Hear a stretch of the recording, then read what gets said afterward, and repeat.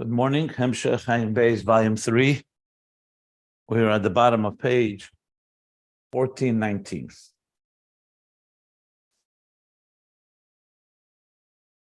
And we're talking about the concept of the process of how the divine, which is fundamentally beyond any form of expression, any form of definition, how that channels and connects with existence. So the word for that in the Hebrew is oisius, letters. Just like we use letters and words to express ourselves, whether to express ourselves to others or to ourselves. The difference between the letters of speech is to others, letters of thought is to ourselves. And this goes on higher and higher and higher, because from the deepest levels of the core soul, we have oisius. They're just very sublime or non-substantial at all. But it's the power to express yourself, as we learned in the previous page. So a dogma for this is an example to understand how God interacts with us. That there too, there's God speaking to us, and his speech is essentially the divine energy as it manifests and relates to another, meaning existence. Then there's letters of thought, which is how God is expressing himself, so to speak, to himself, which is the hidden worlds, as he spoke about, the level of Bina, higher than Malchus. And then higher than that is in Keser, you have letters all the way in Keser, we learned. In Keser, which are higher than Ishtalshus, but there too, there's something there. And you compare them to engraved letters as opposed to written letters. Whereas in thought and speech, it's letters that are superimposed over the very idea, the idea, either to express himself or to express to others. But in Keser, it's like engraved letters.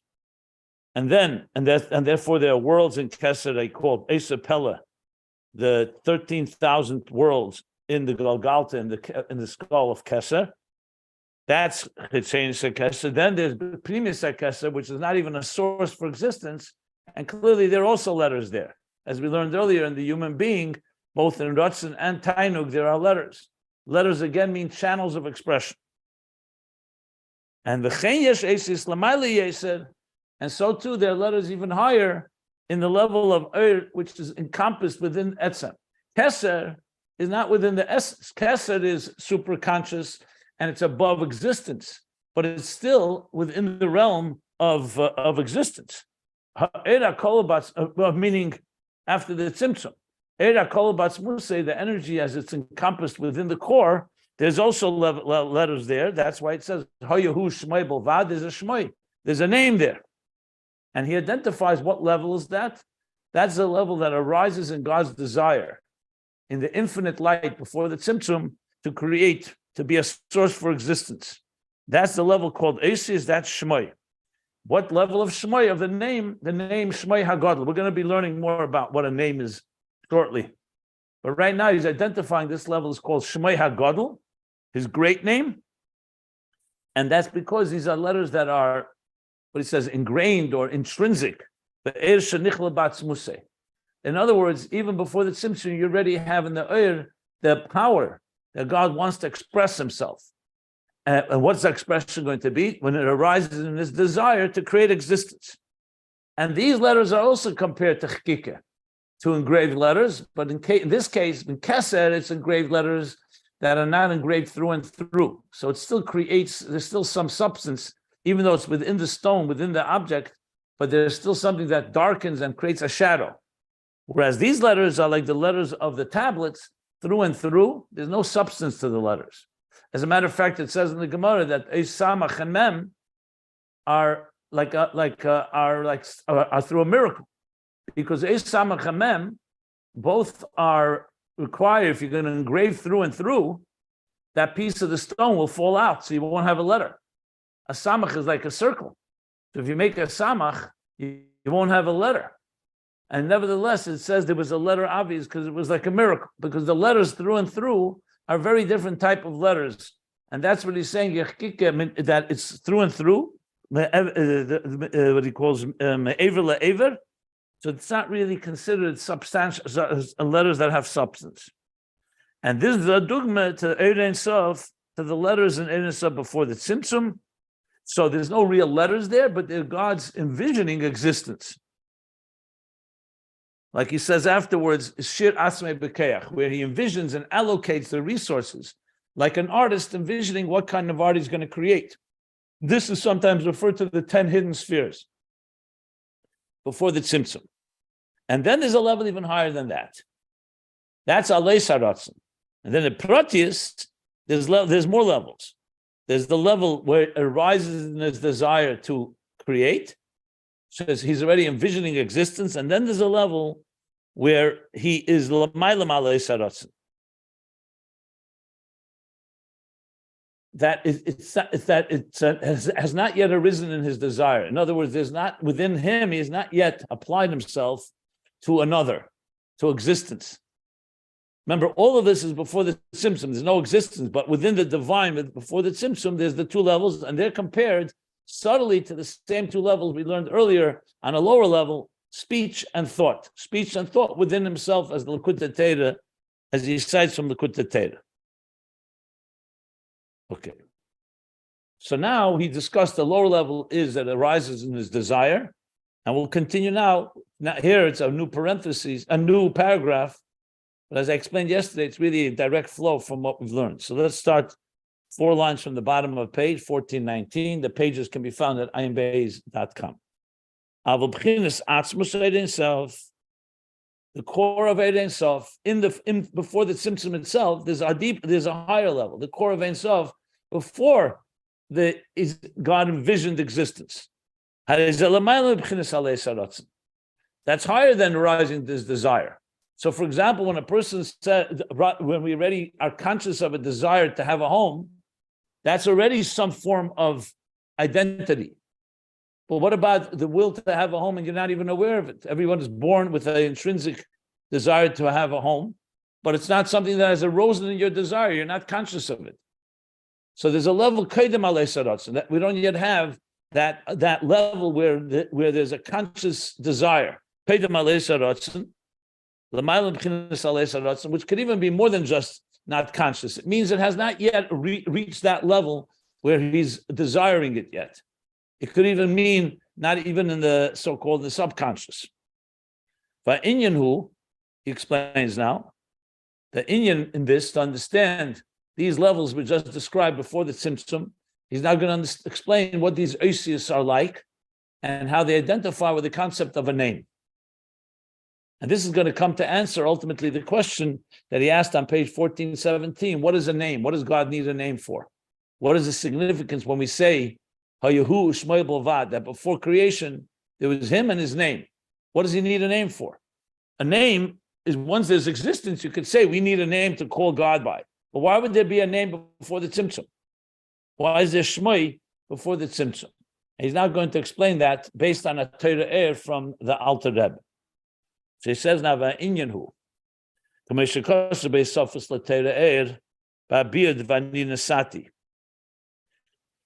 he's going to bring a Torah, a Sofis and Torah, of course, from the Alter Rebbe. In the back of Torah, there are additions. So first Torah goes according to the Pashas, from Bereshis all the way to Vayakel. And there's also a Megillah Esther. And then afterwards, there's a Sofis, there's additions that were added afterwards. So he says in the explanation of Anina Sati there, he explains, he's going to now talk about the level of Adam Kadmon, and from that he's going to extrapolate and say similar is also before the Tzimtzum. So don't be confused that he's going down a level now, because Adam Kadmon is after the Tzimtzum. So to understand Oisius and the name before the Tzimtzum, he's going to talk about now what the Alter Rebbe talks about the world of A'K. So he says there, the Atzmus A'K. A'K is Adam Kadmon. Just to refresh for those that may not remember what A'K is. A'K is the first entity, the first dimension created after the Tzimtzum. Everything we're talking about is God envisioning, like the artist envisioning the art, but he hasn't created the art yet. Then comes the Tzimtzum, it conceals that light, that energy. Then and Rishima leaves a trace, a visible trace remains there. Then comes the kav, a thin line, like a thread, like a paintbrush, that will now, as a laser beam, shape and create everything that we know is called existence. The first state, the first level, is called Adam Kadmon, the primordial man.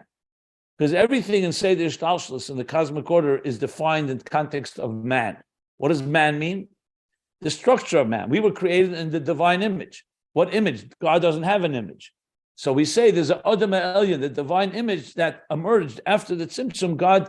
Godliness manifests itself in the structure that ultimately would become the structure of the human being on earth. But there's the human being, so to speak, on the cosmic level.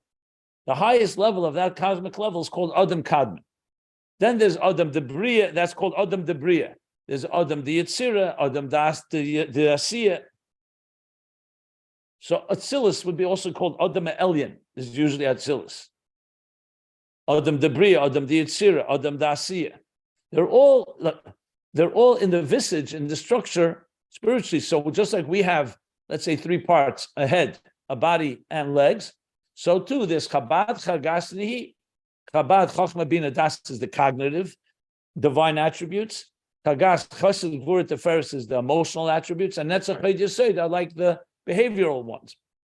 So bottom line is that everything down below is a reflection of that which is above. So Adam Kadmon is that first state, which is sometimes called the all-encompassing world, where everything is there like in a blueprint, like in a concentrated form. So in A'K itself, the Alter Rebbe says, the Atzmus A'K, the core of A'K. So the A'K itself also has Chitzenius A'K, Pnimius A'K, Atzmus A'K. We learned about this earlier as well. So Chitzenius A'K, or the outer dimension of A'K, is more its structure. Atzmus A'K is like its core entity. What is its so-called soul? So he says, Atzmus A'K b'chinas kadmus hamaitzel. He calls it kadmus hamaitzel. Let's explain what that means. Maitzel means the emanator. So when we refer to God, we can call him Boira, which means creator. We can call him Maitzel, which means the emanator. Maitzel usually refers to the source of Atzilus.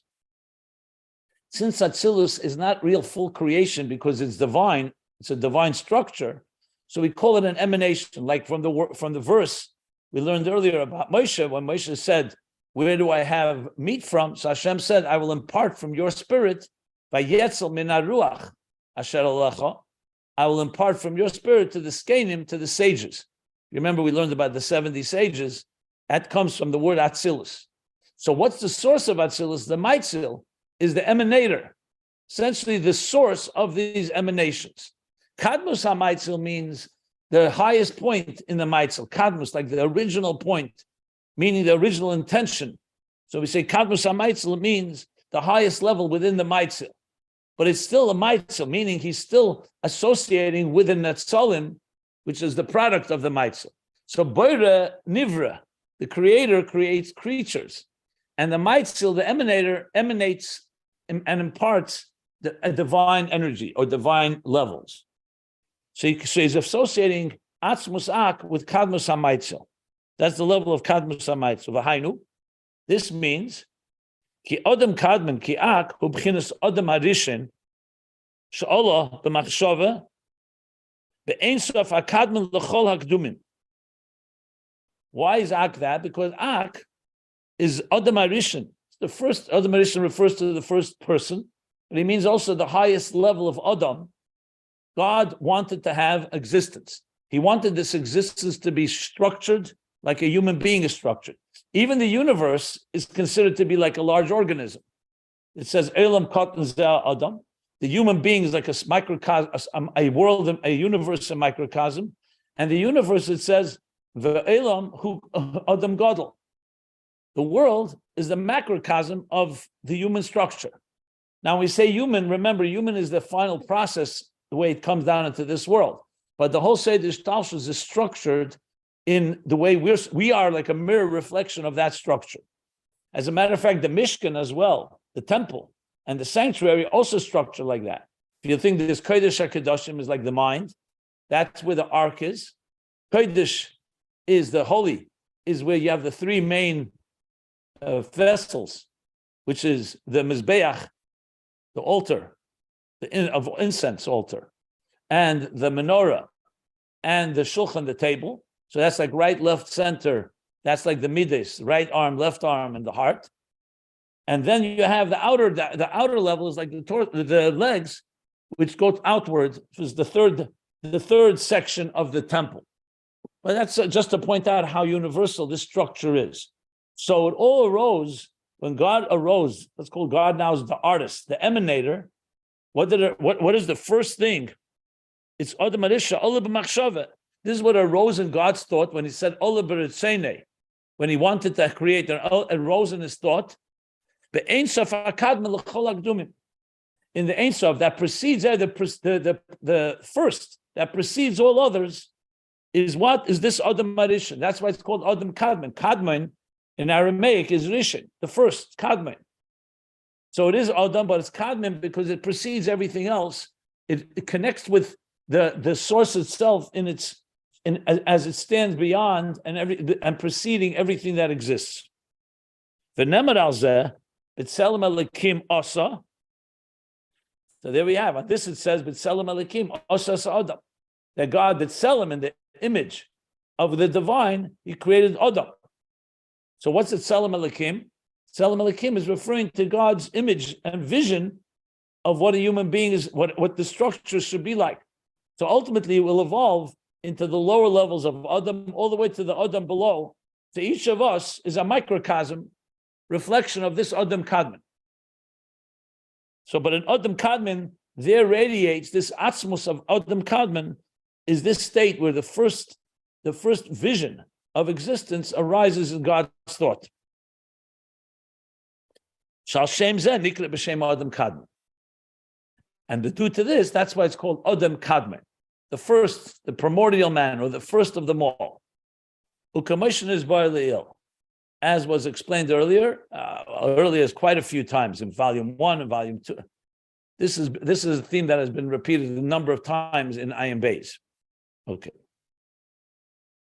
Let me stop if there are any questions, because this is he's writing it in very few lines. I'm elaborating based on where it's discussed more at length in other places, but here he's relying that we know this idea from what we've learned earlier or what we've learned in Chassidus in general. But just in case somebody wants more clarity, please, by all means, any questions?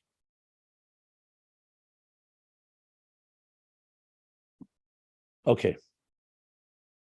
So that's Atzmus of A'K. But A'K has a structure. It's a very subtle structure, but it also structure. So now he's going to, in Torah 8, he continues. What about Malchus of A'K? Ubchinas Malchus the A'K. So just like in the lower worlds, there's Keser, there's Chochmah, there's Bina, there's Malchus. So what about Malchus of A'K? So he says, Malchus of A'K, in contrast to Atzmus of A'K, we just spoke about the core of A'K, like the core essence of it. Malchus of A'K, who, next page, 1420, who b'chinas Shmoi Yisbarach. The Alter Rebbe says now that Malchus of A'K is called Shmoi Yisbarach, his blessed name. God's name may be blessed. V'hainu, what does that mean? B'chinas is galus, lias nikra b'shem. So Atzmus A'K is how it arose in God's thought. So it's all within the divine. God is envisioning and creating that first Adam Kad. Malchus of A'K is already associated with the Gili. Why is it called Shmai? Because Shmai is his galus. It refers to some revelation. Lias nikra b'shem l'gaba natzalit. So now we have a name, a handle. It's actually considered to be like a handle, like Beis Yad, a handle that he's in a state where he could be called by a name. When something is in an essential state or its core, it doesn't have a name. Name indicates that God is now allowing it to be revealed so we can call it by something and we can identify with it. So for example, if we didn't have names, how would we reach each other? How would we? Because our core essence is beyond a name. I don't need a name for myself. But when you know my name, you can call me. And essentially, that's like a label, an ID that allows you to access me and allows me to express myself to you.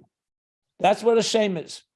So a shame is galus lias nikra b'shem legaba ha-netzolim. So the netzolim, remember, Maitzil is the emanator. But how will the emanations relate to the emanator, to their source? So now you have Malchus of A'K, it manifests in a name. And now we have a name which to call. What are the names? Chochem, v'chazdan. Calling him Chochem, a wise, God is wise. Chazdan, he's a source of kindness.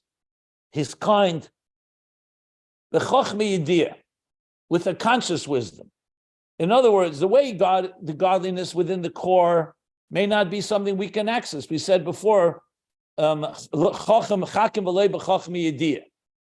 wise, but not with any knowable wisdom. That is not accessible to us. But Malchus of A'K puts on a so-called, adds a garment, like dibur, which allows it to be, well, I don't want to say dibur, it could be machshava, I'm not sure, we'll soon see. Because he does call the etzem of A'K called machshava. But it allows it now to manifest in a revealed way that the netzolim, the emanations, should be able to call the source by a name. So you can call God being wise, you can call God chazdan, like we say in davening, L'cha Hashem Agdula, Hagvura, V'atiferes, V'hanetzach, V'ahayid. So we have a name to which identify. So there's the etzem Adam is beyond the name. But now Malchus of A'K adds the name aspect. So now it's been given a name. And with that name, the Netzolim have an ability to call him Chochem v'Chazdan, but Chochmi Yediyah, with a knowable Chochma, meaning it's not beyond them, it's something they can identify with. That's basically summing up what he says in Torah Er. And we're going to see how he's going to use this to explain the Eir Ein Sof before the Tzimtzum similarly. But we're not there yet. Okay. Any questions? Let's continue. So I'm on line 2 on page 1420. V'zeu commotion is bar le'il, and this is like was explained earlier, the Mashen Netzola, Bechinas HaChochma, Bechinas Yedias Atzmei. Okay, so let me explain this before I'll read inside, then I'll explain. That the fact that there was an emanation called Chochma, Bechinas Yedias Atzmei. In other words, God is beyond any name, beyond any description. We don't necessarily call him a Chacham. Not because he doesn't have wisdom, but wisdom is a definition. It's already a limited, defined state. So God is beyond Chacham. But the first place, in order for him to be able, for us, in the structure of existence, to relate to him, we need to have some identification. That's why there's the 10 spheres in the first place. Why are there spheres? God doesn't need spheres. God is not made up of attributes. We learned v'lav iyu midus, v'lav inun midus iyu klal. He's not made up of any attributes or any definitions. But he wanted a tirah b'tachtenim. He wanted to create a structure that is made up of definitions. But he didn't just want our world to have definitions. He wanted our definitions to connect to his definitions. So God manifested himself. The koyach hagvul, the eir hagvul, into the 10 hidden spheres, which means that I will now reveal from within myself an attribute called Chochma, wisdom. But the first state is Chochma, which means that he's aware himself of his Chochma. That's the first level. So we learned earlier, what's the purpose of having Chochma within the divine? So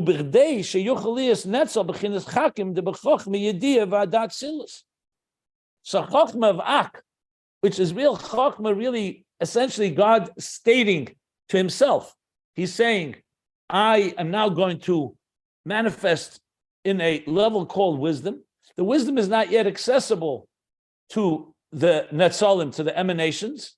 But why is he doing that? Because from that allows that then you can then emanate from the hidden Chachma within the divine to become Chakim, the B'chachmi Yediyah Datzilus.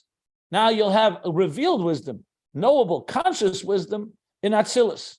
In other words, basically God created the concept of supraconsciousness, which means that there's wisdom, but it's still internal within himself, in order that from there should emanate Chochma Yediyah, knowable or conscious wisdom in Atzilus. Now that would continue to evolve in Bria, Yitzir, and Asiya to the point that we have wisdom in our minds. And with our minds, we can start the process of understanding transcendent levels and climbing the ladder higher and higher and coming to a point where we understand God's wisdom in the Torah, God's wisdom in nature, and so on, in the Torah. And that leads us to God's wisdom as God understands it himself, the superconscious. So all this is the process that first it begins from the top down. First, it begins beyond all these structures and definitions. But then he wanted to have Adam, so he created an Adam in Malchus of A'K. That's Adam Kadmon. In Malchus of A'K, he now manifested through a name called Chachma. But first, the Chachma is a Chachma to himself. And from that Chachma will emanate Netzalim of Atzilus, a Chachma that existence can begin to associate with. So when we call God wise, we're basically saying, my wisdom understands God is wise and God's wisdom, and I'm connecting with it. Essentially, Atzilus is connecting with A'K, which is the manifestation, the first manifestation in Shtalshlus of the structure of the human, of what we're calling the human, the primordial man, the structure of existence and in the microcosm of the human. That's what he said here, just very briefly. But this was elaborated upon in different places, and I'm obviously explaining it. So that's the significance of a name. A name is the first step where God says, I will allow myself to be defined called by something. What is a name? You're calling me Chacham. Chacham is a name. It's not a name like Havaya or Kael or Elikim, but it's still a name. It's an idea that God is called Chacham. When we say God is the Chacham, the ultimate Chachma or Chacham, Chazd, he does Chesed. So you have here the connection from how it manifests in our existence, Atzilus, and it's rooted in the Yediyas Atzmei, in the higher levels. Yeah. Good. Any questions? Okay.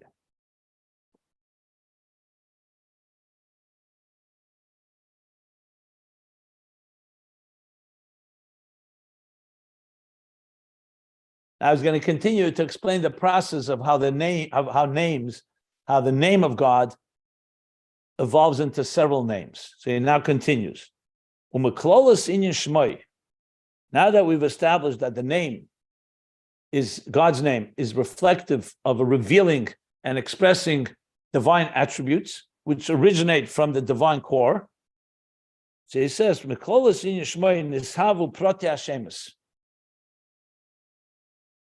the general concept of having a name, from this evolved, and the Savu were created or came into being, the specific names, Prati Hashems. We know there's different names that God has. The Zayin Melochim, of the 7 kings. Now, I'm assuming Zayin Melochim means here the 7 Midas. Why it's called Melochim, I'm not sure. I want to look it up. Maybe I'll look it up in Torah. I think he explains it there, if I recall correctly. Let me just look. I have it right here.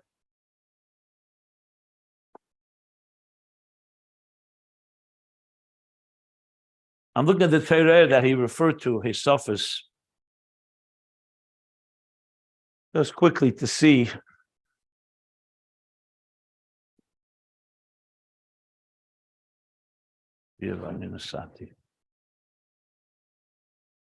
Okay.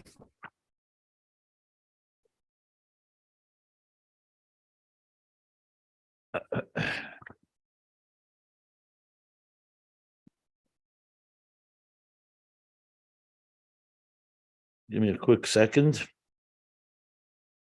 Let me see if I find it quickly.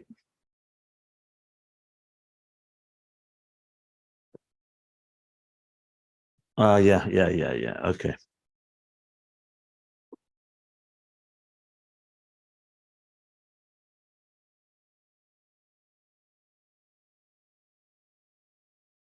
Yeah, the 7 kings are referring to the kings that later in the world of Toyu will be Vayimlach Vayamos, the kings which are the midas, which will ultimately shatter. But that's later. Now in Ak, the root of the seven kings is the seven emotions. So he says, yeah. It says, Imken Shashosh B'chinis Malchus of A'K, Zayin Malachim, Zayin Malachim. Okay, and it's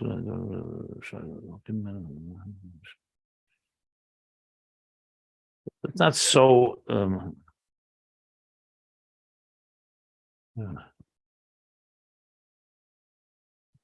Yeah, I'm just going to read a few lines from Torah, which is helpful. He says in Torah, this is 103b. He says, "And Atzmi, Atzmi, in the essence of the divine light, lo yitaken likrese b'shem klal." It's not applicable there to call him with any name at all. God is beyond having a name, because a name, as I said, is a defined identity.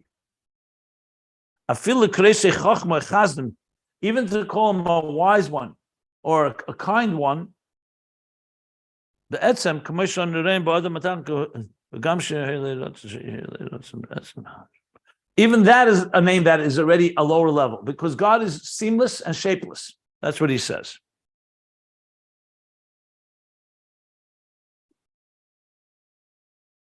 Okay.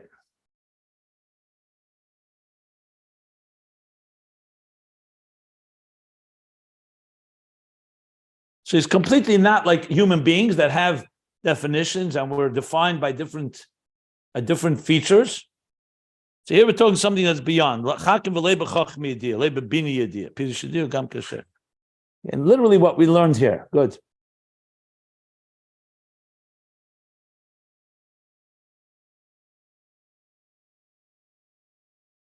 So then what's the concept of the 10 hidden spheres?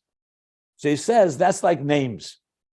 That means that's already how the divine is manifesting in names.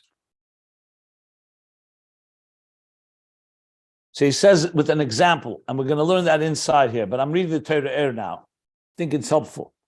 So he says, let's take an example. When you call a person Chacham, a wise one, you call a human being. He's giving an example from below.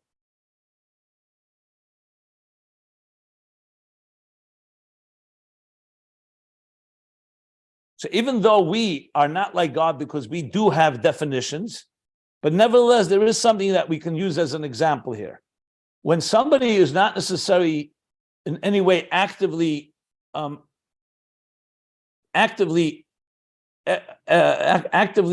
revealing their wisdom, and you call them Chacham, what are you doing? You're revealing that which is concealed within them. So right now, when you call them by Chacham, you're drawing from them that feature, that attribute, or that characteristic.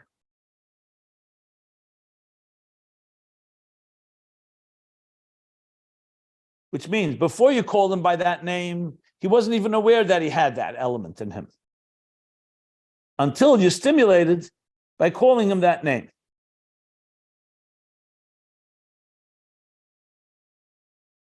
So he says, an example for that would be that when we call God by the name Chacham, that's what the purpose of a name is. We're drawing out. God is, of course, beyond it all, but he can also manifest in Chachma. So when we call him by name, we're essentially drawing out that defined revelation of the divine that's beyond any form of definition. Yeah.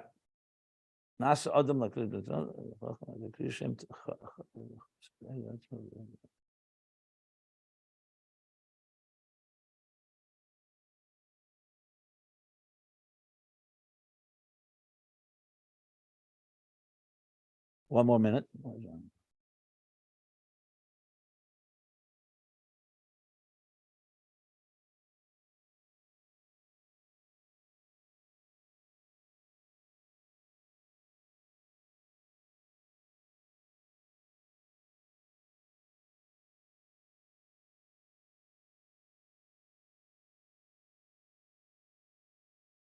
And he says that's Malchus of A'K, that's the root of the Zayin Malachim. Yeah.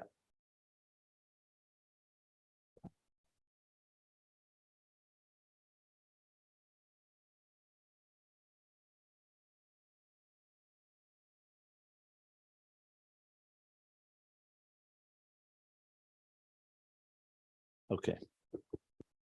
So now let's go back to what we're learning here.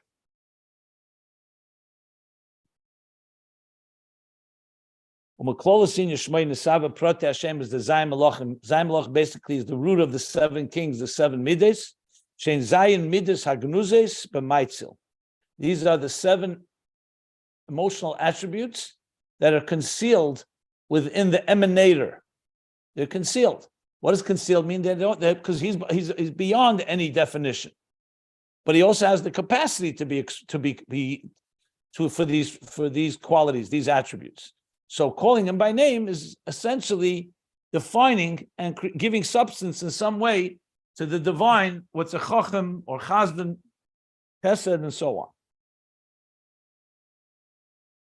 U'kameshin is sham, as he explains there in Torah Eir, the klolos inyan eses Sefiros hagnuzes. The general idea of the 10 hidden spheres, heim b'chinas shemus. They're not actual spheres; they're like names. Shal yidei kriya shem chacham, by calling him the name chacham, the wise one, nasa b'chinas chachma behelam. In a sense, that creates, in a concealed way, that he's a chacham. You're drawing it out and you're revealing. He says clearly, you're not revealing something that's there, you're actually creating it. But it's not something that wasn't there either, because God has the capacity to be a chacham. So you're essentially giving it definition, giving something that was beyond definition. I want to just see one expression he says it.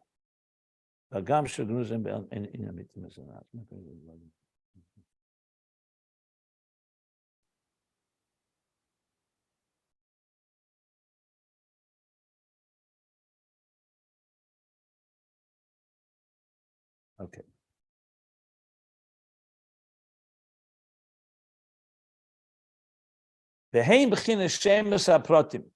And these are the specific, the detailed names, the b'chinas A'K, in the level of A'K, even though they're concealed and hidden, because they're completely connected with the unity of the divine that is shapeless and does not have any definitions.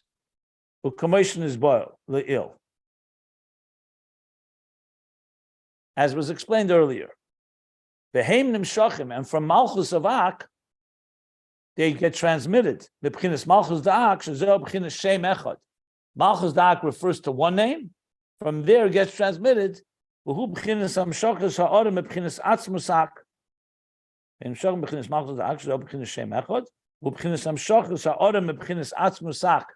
That's drawing down a reflection from the core of A'K that we learned before. So he's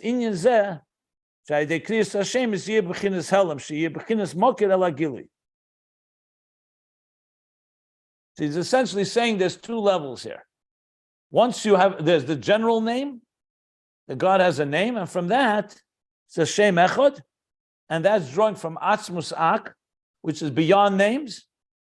So now, Liyasin is there, that through the calling of the name, what you're doing is, you're creating that there should be at least a state of concealment of that definition of called chacham.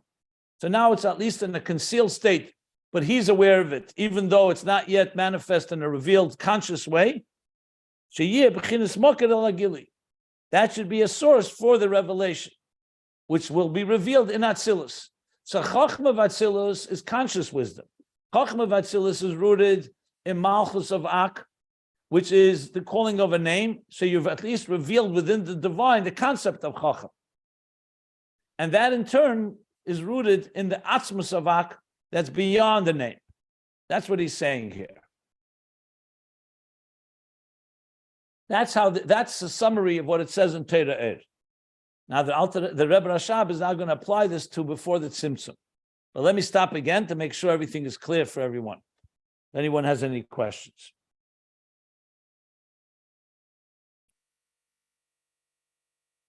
So to use the example I've been using all the time of an artist, when you see a piece of art, you know an artist created it. The artist has a name. It's called an artist. He may be a specific name as well, but let's just call him artist. When you go deeper, he's not defined by being an artist. He has other qualities. And he may also be something that's completely beyond being an artist. He could be a father. He could be an author. He could be a husband. There's many things that he has. Then you come to realize that the name is one aspect of him, but it's not really reflection of his core necessarily. He could be something far bigger. The artist could be his hobby. It could be almost a superficial or a tip of the iceberg. So if you think about the etzem of the person is beyond the name artist. Artist is one of the things he does. That's even on a human level. How much more so with the divine that doesn't even have that's not defined at all together.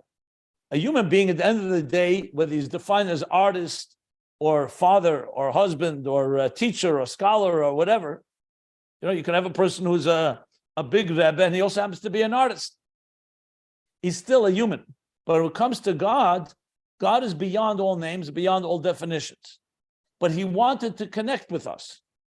So therefore he created the concept of these 10 hidden spheres in A'K, Adam Kadmon, which essentially is allowing us to call him by a name. He created the idea of a name. The name doesn't yet create the art, but now he's at least in that domain, he's entered the world that he can be called by a name. And that ultimately will manifest, that'll actually actualize that. You'll actually have a chokhmah and a bina and a chesed and so on. So you see here from a completely amorphous, abstract, or you could say shapeless state, names give us a good way of understanding how that manifests in some form of structure. In other places, the Esser spheres, just for the record, the hidden spheres, there are different examples used for them. This is one of the higher examples, meaning it's not really spheres. It's just a name that's being called, that it's allowing you to draw out from the Ein Sof, from the shapeless infinite, a specific level. But it's still first hidden, and then it becomes revealed on a conscious level in Atzilus, and from there it moves to Bria, Yitzir, Asiya, all the way to our existence.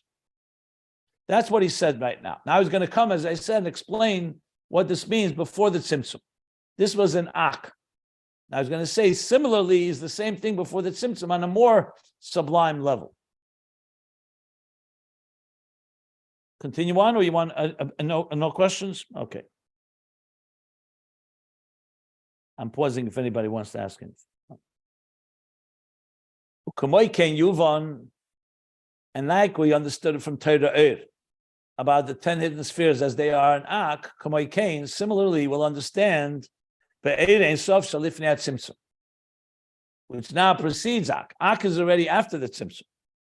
So the same as in the divine energy before the Tzimtzum is also on a far more subtle level. We also have these levels.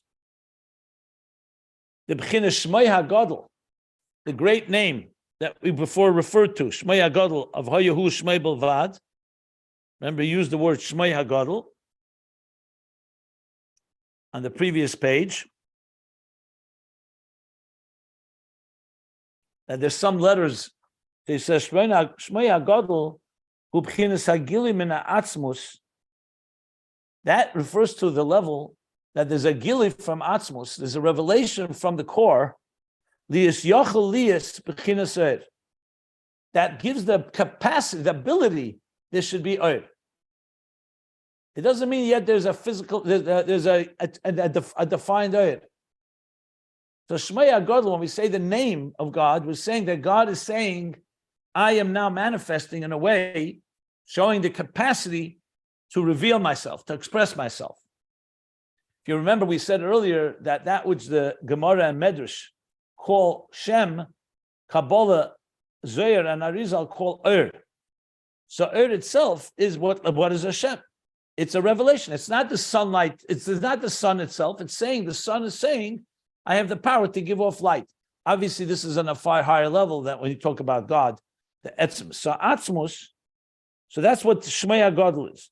Yachal is b'chinas sheyeh sheiru shemakir the spheres, that there should be which will sheyeh, in order to be a root and a source for the spheres, are the attributes, which are essentially the ingredients, the building blocks of existence.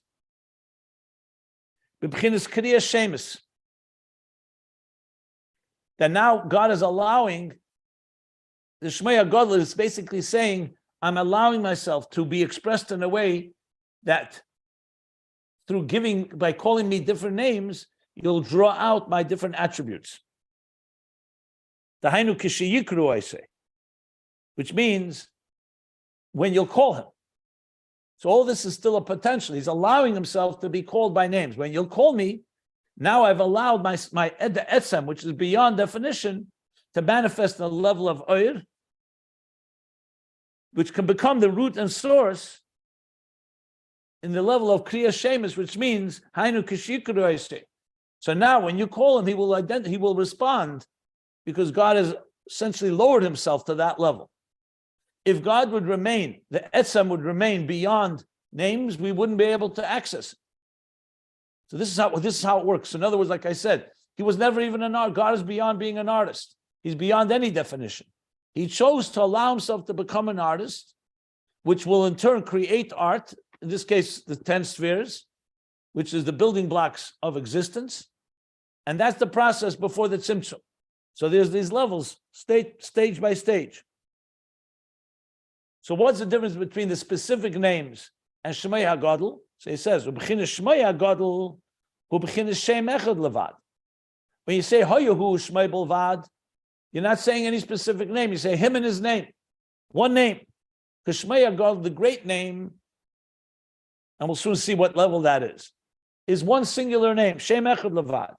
V'hainu, what does that mean? The Zelamayla Dayan Gamin is Sinas Mokim. Lias Bechinas Madregas Pratis. So first it goes in stages. He doesn't jump into a bunch of different characteristics or attributes. The first stage is just a general one unified name, which is above of even giving room to specific levels. We don't yet have levels. We're just like saying he's an artist. That's what Shmai means. He's revealing himself. He's expressing himself, but we don't yet have, how is he expressing himself? Is it Chachma, Chesed, Gvura, etc.? So in the first stage is that it's a unified expression, like a field of energy, you can say. God has built the Metzias Nimtza, completely beyond any definition, beyond anything, has chosen to be manifest in a way that he can express himself. But we don't have any specific details yet. It's just, I have a general form of revelation and expression. It's achdus mamish. V'zeh shu l'mayla adayin, v'zeh shu l'mayla adayin mebchinas alei sharatzin. And this is the level that is before alei sharatzin. It's not yet arisen in his desire any specific details. This is just a field of energy that I will express myself. That I am an etzem, which is beyond expression, is going to be in a form of expression. That's Shmei HaGadol. Shmei HaGadol. And from this level of Shmei HaGadol, this one unified form of expression, Nimshachu Shemes v'ha'oris, from there comes the next stage, from there transmits names, plural, v'ha'oris, reflections, li'ismaka l'sfiris, that will become a source for the spheres, the 10 spheres. So it doesn't just jump from etzem to names and spheres, etzem into one general gilui, revelation, and that's Shmei HaGadol, the great name, all unified, and that in turn will now become channels and tracks, Chachama, Bina, Chesed, and so on. Makar l'sfiris, a source for spheres. Because God may be blessed, is Kol Yachol, he's capable of everything. Which explains how he has this capacity to do this. Just as he has the capacity to manifest in Bli Gvul, he can manifest in Gvul. As the Avedis HaKodesh says. So the reason he's saying Kol Yachol, because he wants to explain that he has that ability, and that's what this process is like.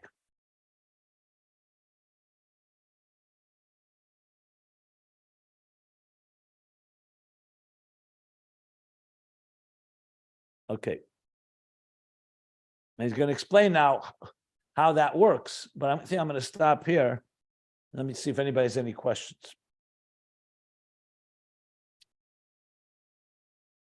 This is quite high level stuff where there's explaining the dynamics of how God manifests from Bligvul into Gvul. This goes back to central themes that we learned earlier in Ayin Beis, especially in the beginning of Ayin Beis, and of course later as well. But this has been a very fundamental theme, and he's bringing it back now, interestingly, to this whole discussion of the interface, the Chol Keche. Wow. Don't understand. Okay. Rabbi? Just 1 second, 1 second. Have McCall, that is down the line. We're drawing from the highest levels. Yeah, go ahead. Yeah. Rabbi, when the Torah says Hashem and his name, does that mean Atzmus and his name? What define Atzmus? Well, the Atzmus, the highest possible level of essence, where it's just all unity, I guess. There's no parts, just perfect unity. Well, Atzmus is a very, I don't know if you've been here in any of the classes we spoke about. Atzmus is a very, very general word. It can mean many things. It depends what level you're referring to.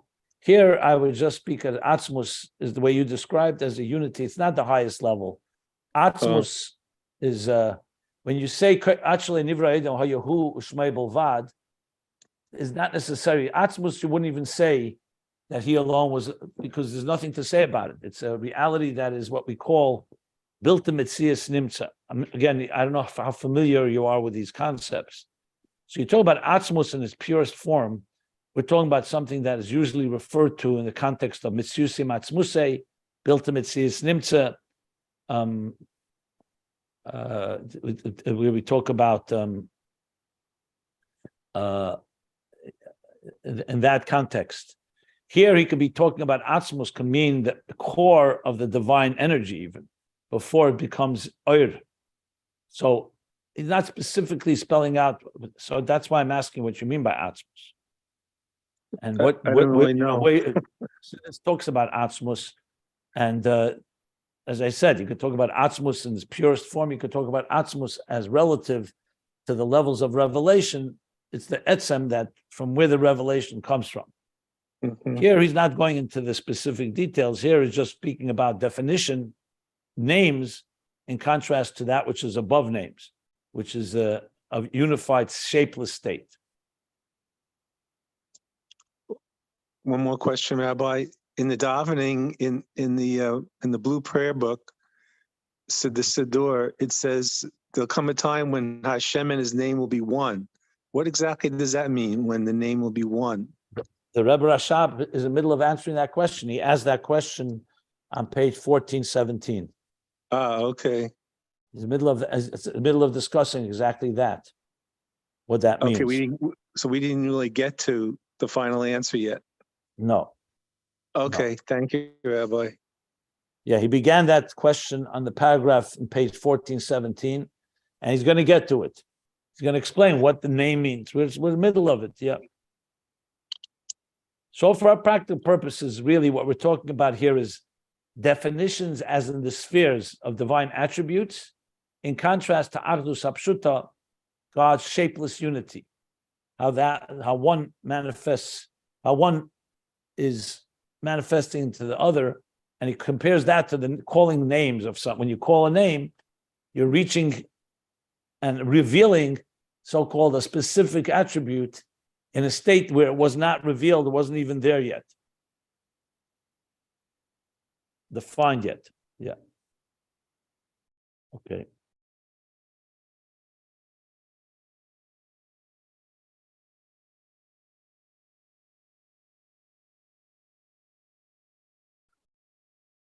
So we're in the middle of the topic. It's not over by no means. There's much more to go here in explaining what this is all about.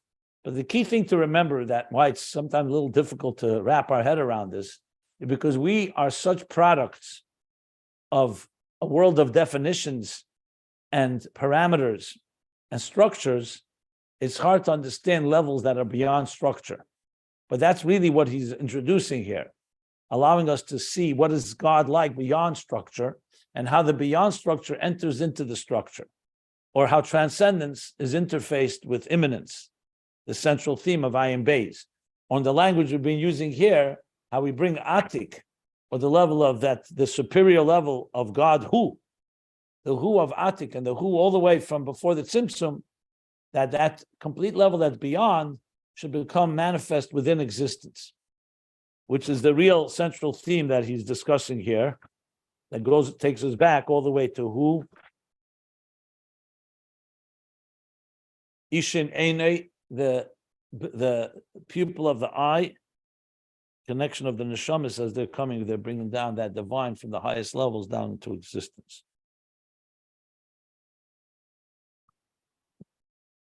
Yeah.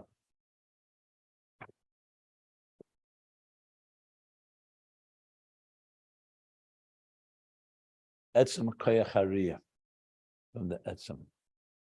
Okay, any other questions?